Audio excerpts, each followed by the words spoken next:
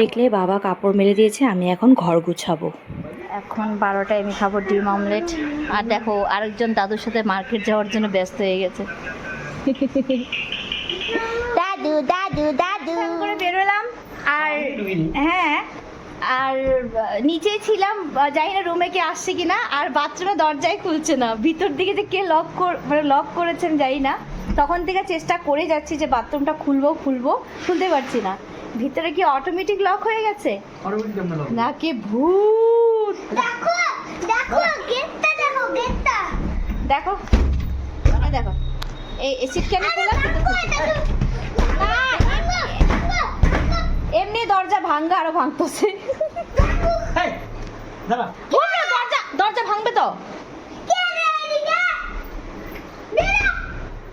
Hot করে ভিতর দিকে লক হয়ে গেছে বাথরুমটা। মনে হচ্ছিল কেউ ছিল, বাট না, এরকম কোনো ব্যাপার ছিল না। এটা সিটকারেন্টটা অনেক সময় কি হয়, ভুলবশত লেগে যায়, কিন্তু এটা ফার্স্ট টাইম এরকম লক হয়েছে। তো বাবা চেষ্টা করছে এটা খোলার জন্য, তাই প্রায় আমাদের বাথরুমের গেটটা কিন্তু অনেকটাই নষ্ট হয়ে গেছে।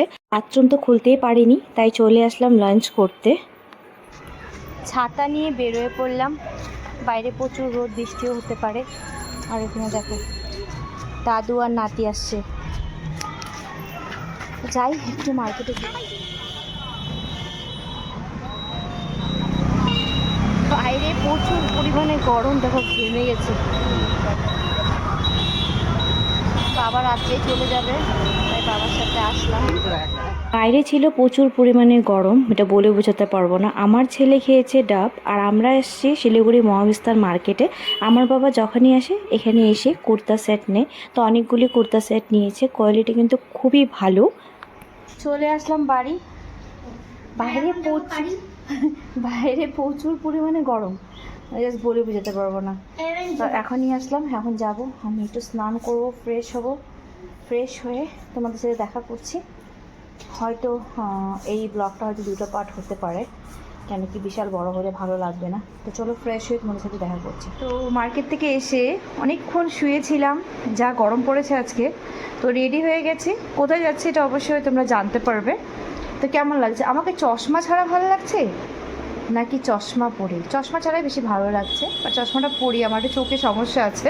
তো চলো এখন কোথায় যাচ্ছি মানে জানতে পারবে তোমরা। চলো তাহলে সঙ্গে থাকো। দেখো আমার বোনের বাড়িতে আসছি।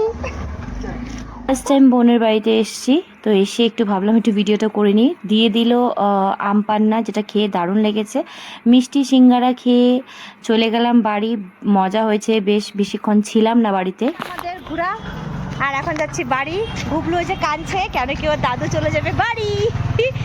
দাদু আসছে সকালে, চলে যাবে রাত্রে ট্রেনে করে দাদুর বাড়ি, তাই গুবলুর মন খারাপ।